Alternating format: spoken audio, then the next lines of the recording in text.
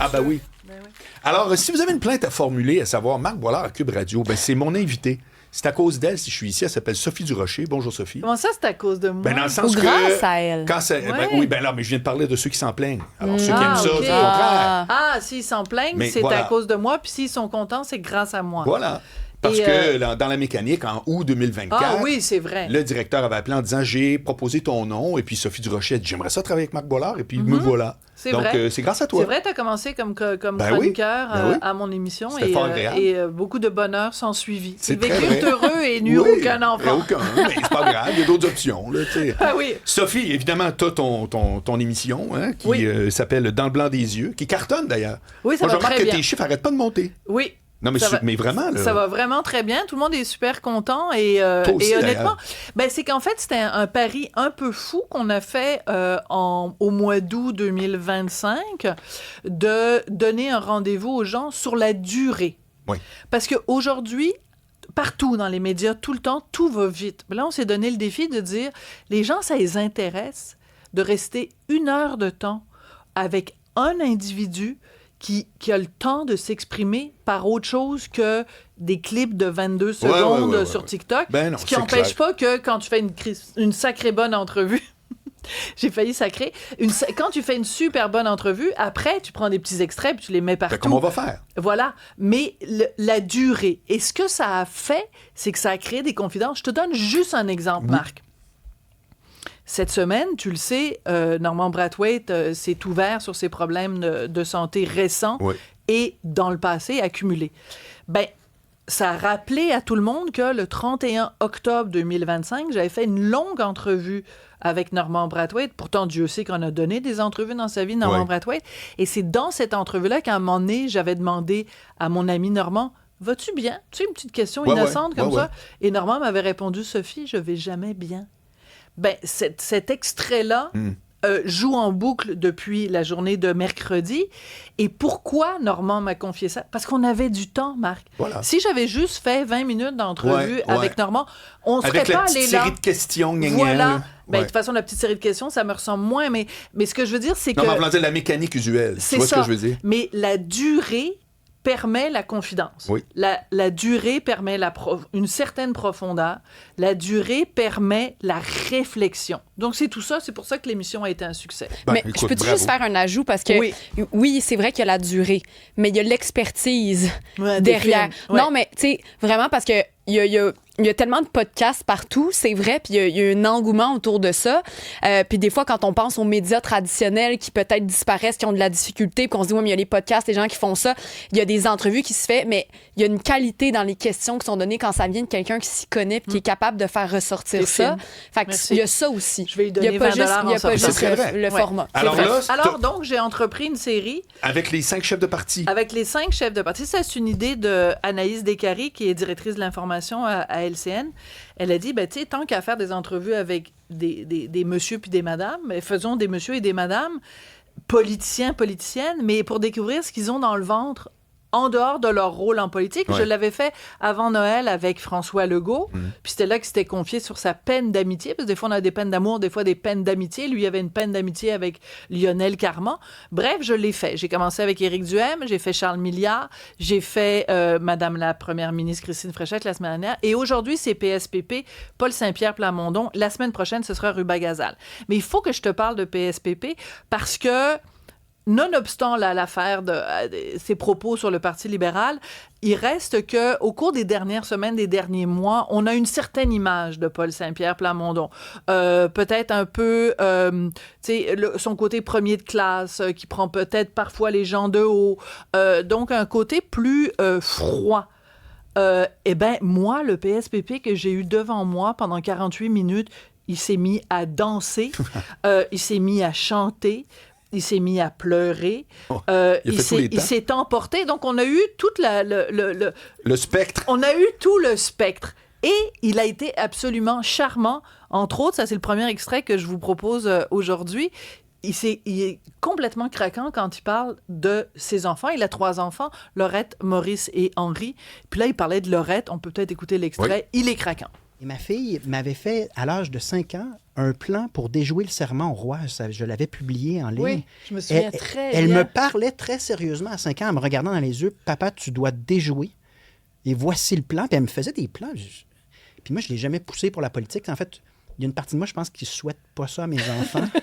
Puis en même temps, je vais les laisser juste être ce qu'ils veulent être dans la vie. Mais tu as un enfant de 5-6 ans, ma fille produit des slogans électoraux. Elle insiste pour que les pancartes lors de la prochaine élection portent le mot « s'il vous plaît ». Parce qu'elle est certaine que ce que...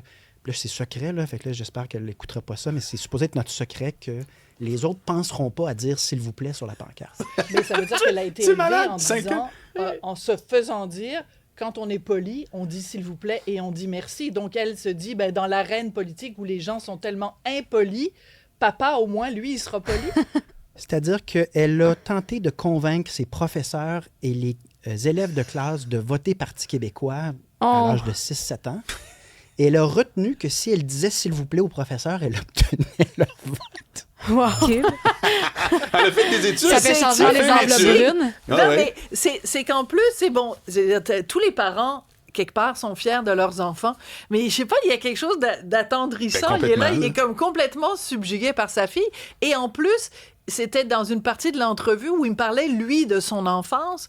Donc, il se reconnaît dans sa fille. Est-ce que j'ai du temps pour te présenter d'autres extraits? Absolument. Ah, oui, donc. Alors, ce qui est particulier dans la trajectoire de carrière de Paul Saint-Pierre Plamondon, c'est qu'il a fait de nombreux séjours à l'étranger. Et tu sais, il connaît l'expression, évidemment, les voyages forment la jeunesse. Oui. Et dans son cas, les voyages forment le caractère. S'il est qui il est aujourd'hui, si vous voulez comprendre qui est Paul Saint-Pierre Plamondon, c'est voyage, voyage, voyage. D'ailleurs, je lui ai dit ça en ondes et c'est là qu'il s'est mis à danser sur...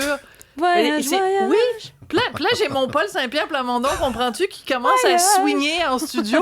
Je suis là, coudonc, je sais pas qu'est-ce qu'il a mis dans son café ce matin. Bref. Mais tu l'as pas, ça, en extrait? Non, je l'ai pas. Ah. Ben non, je peux pas tout mettre en extrait, sinon, ben, tu sais, il reste plus rien. Je comprends. Mais ça m'amène à te parler du fait que, bon, il a fait un voyage super important en Bolivie. Il a fait un voyage super important au Danemark. Mais là, il a fait une partie de ses études à Oxford. Il a fait un MBA à Oxford, ce qui est quand même pas rien. Et il rêvait de jouer pour l'équipe de hockey de Oxford. Le seul problème, il est pourri au hockey. Oh. On peut peut-être écouter l'extrait. C'est qu'elle ne voulait pas que je joue au hockey. Elle m'a donné le tennis, mais mes parents étaient d'accord pour que je joue pas au hockey. Donc, en fait, je ne sais pas patiner à 22 ans.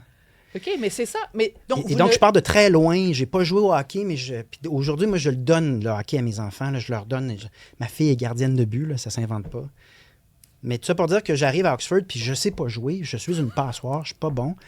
Mais je rêve de ça depuis mon enfance, qu'on m'a pas laissé le droit de jouer. Donc, je fais venir des manuels de Hockey Canada et le manuel de François Allaire, devenir gardien de but, et je m'auto-coach avec de l'entraînement.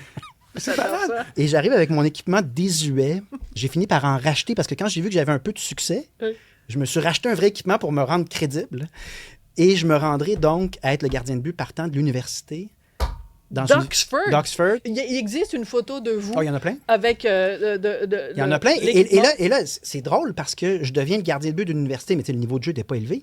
Mais on partait en tournée internationale. Donc, je m'en allais en France, à Courchevel, puis à Méribel, jouer contre les Français. Puis j'ai vécu le trip de hockey de ma vie. Et quand je suis revenu au Québec, moi, j'avais comme l'impression que j'étais devenu bon. Puis j'étais allé juste dans des ligues de garage aux 4 glaces. Là, j'étais toujours une passoire. Il s'est fait clencher. Alors, les extraits que je te présente, sont plus anecdotiques. Parce qu'une entrevue, c'est fait de moments forts. Tu penses qu'ils sont moins payants? Non. Mais non, au contraire, c'est ça, c'est payant de voir ce côté-là. C'est ça qui est intéressant, parce que il y a d'autres côtés plus crunchés, là, plus politiques, puis tout ça dans l'entrevue, mais ça, vous les découvrirez à 20h. Mais je trouvais que c'était important de venir vous voir et de vous présenter ces extraits-là, parce que moi, je suis convaincue, comme tu l'es sur moi et comme tu l'es sur moi aussi, Cybèle, je suis convaincue que c'est dans ces petites anecdotes-là qu'un individu se révèle. Mais complètement. Tu peux être faux sur plein d'affaires. Tu peux projeter une image. Tu peux te faire une carapace sur plein d'affaires.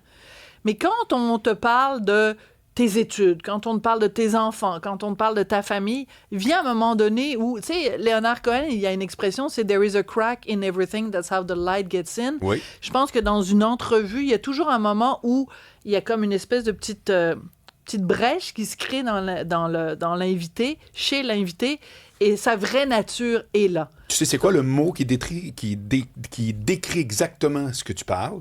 C'est attachant. Oui, Ça vient là. Tu n'es pas attachant parce que tu es compétent. ouais, C'est pas attachant, ça. C'est le fun. ouais, Tout le monde est content. Quelle bonne collègue. Ah, elle est à l'heure, elle livre. T'es zéro attachant encore. ben oui. T'es attachant quand il y a un petit travers. Ouais. Quand il y a un truc que tu fais, ah ben ça, je savais pas, tu nous racontes ça. Une vulnérabilité, parfois. Ben voilà, Ouais. voilà. C'est les deux mots. Ce qui m'amène à mon troisième extrait. Non, malheureusement, c'est tout le temps que nous avions. Ah oui, t'es sérieux? Ben je sais pas, habituellement, je me fais toujours dire que... Est-ce qu'on a du temps? Hey Marc, Hugo est même pas là. Quand Ah, le chat est Hugo, pas on là, se le chat est garde, pas là, on c'est se garde, évident. on se garde. OK, alors juste pour vous dire, 2024, un homme de 40 ans a été arrêté par la police parce qu'il avait fait Une des menace. menaces de mort envers non seulement PSPP, mais sa famille et ses enfants. Voici la réaction de Paul Saint-Pierre Plamondon. Du Parti québécois n'a pas réussi à retenir ses larmes lorsqu'il a été question des menaces à l'endroit de sa famille. Il y a des conséquences sur ma vie. C'est un souvenir qui est difficile, ça, M. Saint-Pierre Plamondon? Pour les gens qui font de la politique, il y a un prix à payer. Oui. Si tu n'es pas prêt à payer le prix et tu veux maximiser ton bien-être, vas-y pas en politique. Il faut une part d'idéalisme puis une part d'acceptation du sacrifice. Mais dans ma décision d'en faire, j'ai jamais consenti ou accepté que mes enfants soient menacés. Et malheureusement, à date, c'est arrivé quand même souvent. Eh boy. Le fait d'être en politique expose des gens. Puis il y a des gens qui l'ont vécu très durement. Je pense que Bernard Drinville a déjà parlé de ses enfants dans le cours d'école pendant la laïcité. Tu sais, justement, quand tu es dans une vie de sacrifice, ce qui te reste, c'est tes enfants puis ta famille. Puis plusieurs fois, pas juste des menaces, des situations vraiment normales où le comportement de la société par rapport à notre vie privée, elle est distorsionnée parce que je suis en politique. Tu parles.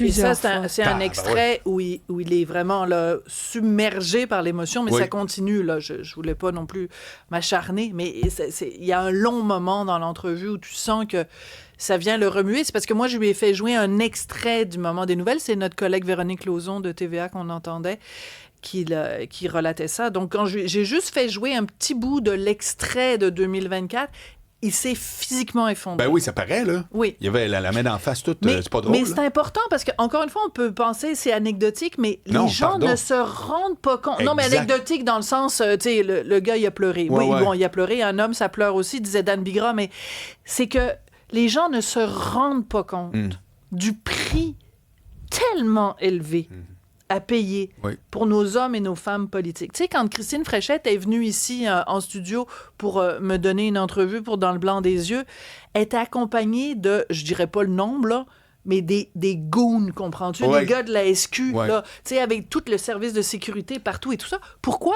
On se rappelle Pauline Marois, Ben oui. première femme, premier ministre, Ouais, un ouais. attentat. Ouais. Je veux dire, les gens, encore aujourd'hui, ne se rendent pas compte à quel point ça prend un caractère trempé dans l'acier C'est l'enfer. pour arriver Ah oui. Ben, je à suis content que ça- survivre oui. à ça. Ben- Donc, je trouvais ça Ah, oui, important oui. Non. que, Ben, que merci de mille fois. l'amener sur ce terrain-là. Écoute, dans le blanc des yeux, avec qui? Avec Sophie Durocher, avec PSPP, chef du Parti québécois. C'est à 20h à LCN, c'est bien ça? Oui, puis la semaine prochaine, Ruba Gazal.